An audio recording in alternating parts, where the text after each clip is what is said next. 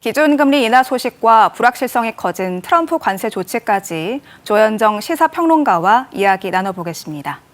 안녕하십니까? 네, 안녕하세요. 네, 한국은행이 기준금리를 0.25%포인트 인하했습니다. 기준금리가 연 2.5%까지 낮아진 게 2년 9개월여 만의 일이라고 하는데요. 시장이 예상대로 진행이 됐습니다. 네. 연 2.75%에서 2.5%로 0.25%, 빅컷까지는 아니지만 스몰컷을 단행한 건데요. 금통위원 7명 전원의 만장일치였고요. 지난해 10월부터 이어진 네 번째 인하 조치입니다. 이렇게 한국은행이 중간에 동결하는 식으로 이렇게 쉬지 않고 연이어서 기준금리를 낮춘 거는 지난 2009년 금융위기 이후에 처음 있는 일인데요. 그에 반해서 미국 연준 같은 경우에는 이번 달 초에 정책금리를 동결을 했어요. 그래서 이 한미 간의 금리 차가 더 벌어졌고 지금 금리 차가 원래 기존의 1.75%포인트였다가 2%포인트로 더 벌어진 거예요. 여기에다가 또 부동산 시장이라든가 가계대출 이런 여러 우려 상황이 존재하기는 합니다만 그럼에도 내수 부진이 심각하고 수출까지 좀 불안한 상황에서 소비 투자를 살려야 된다고 판단한 것으로 풀이가 됩니다. 네, 아무래도 기준금리 인하 배경에는 올해 경제 성장률이 좀 낮아질 거란 우려가 컸던 것 같아요. 실제로 네. 한국은행이 올해 경제 성장률 전망치를 0.8%로 낮춰 잡기도 했거든요. 기준금리 인하 경기 부양을 위한 긴급 처방의 차원이다 이렇게 볼 수 있을까요? 네, 그 올해 경제 성장률 전망치를 원래는 1.5%로 잡고 있었어요. 네. 그러다가 그 완전 뚝 떨어뜨린 0%대로 0.8%로 낮춰 잡은 건데요. 내수 부진에 이어서 그럼 미국의 어떤 관세 전쟁, 고관세 정책에 따라서 수출 둔화가 불보듯이 뻔하게 예상되는 상황이었고 그렇게 해서 지난 1분기 1, 2, 3월 성장률이 마이너스로 떨어지기도 했습니다. 그만큼 지금 한국 경제의 저성장의 에 대해서 금융당국이 굉장히 심각하게 보고 있다라고 볼 수 있겠고요. 그런데 체감하시면 이제 4월, 5월도 경기 부진은 이어지고 있기 때문에 어떤 반전의 그런 모습은 보여지지 않고 그래서 2분기 추이도 좋지 않을 것으로 예상이 됩니다.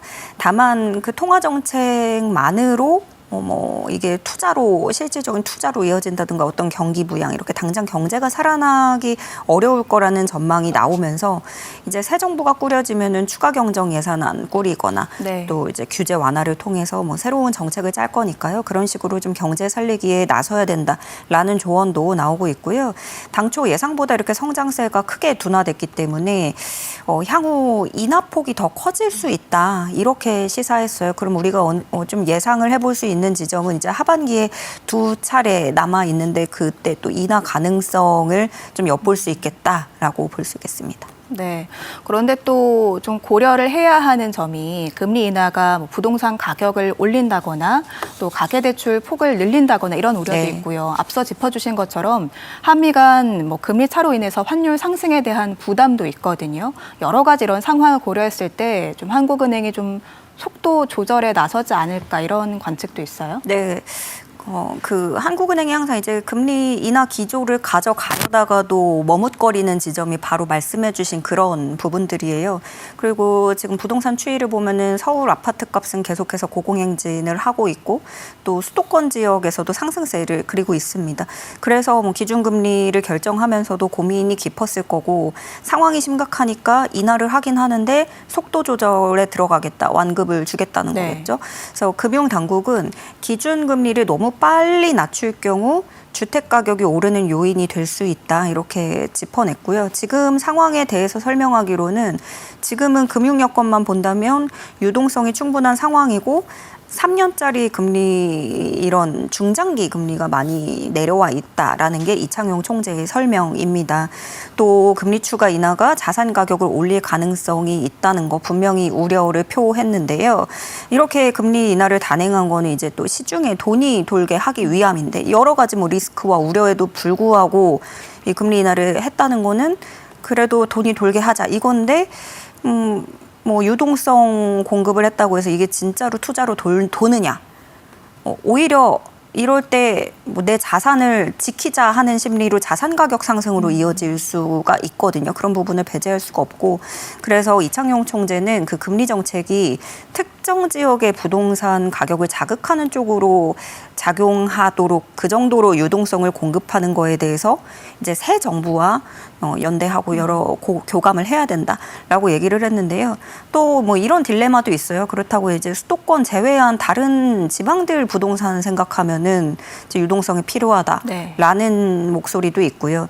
다음 기준금리가 7월 10일에 결정이 됩니다. 그럼 이때는 새 정부 꾸리고 나서인데, 새 정부가 출범하면 즉각적으로 이 경기 부양에 대한 심도 있는 논의가 필요해 보입니다. 네.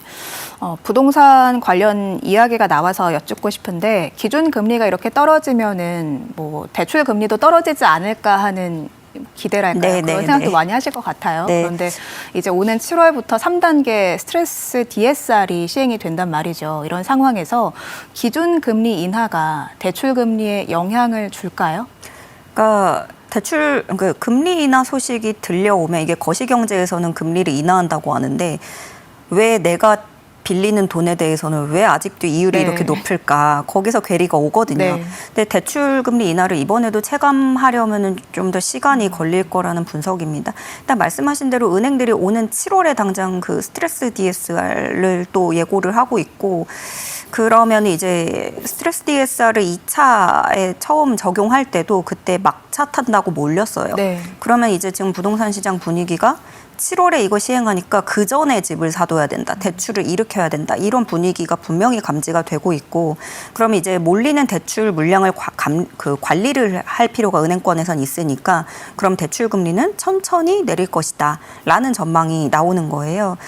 물론 이 DSR 시행이 이번에는 그 올해까지는 수도권에만 적용이 되긴 합니다만, 이게 금리가 항상 그나마 이번에 뭐 은행 예적금 금리는 비교적 조금 빠르게 뭐 적용이 된다고는 해요. 그래서 지금하고 비슷하게 유지될 거라고는 하는데, 그럼에도 불구하고 이제 체감하시는 것들은 계속 예대금리 차는 있어요.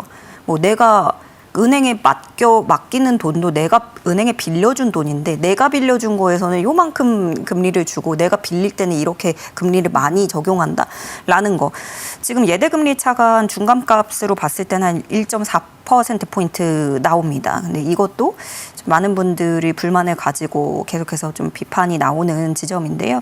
그럼에도 불구하고 이제 지금도 은행권에서는 당장 금리를 내리기는 쉽지 않다라고 얘기를 하고 있고요. 시중은행 주담대 보면은 상단대를 보면 5%대로 여전히 높은 편입니다.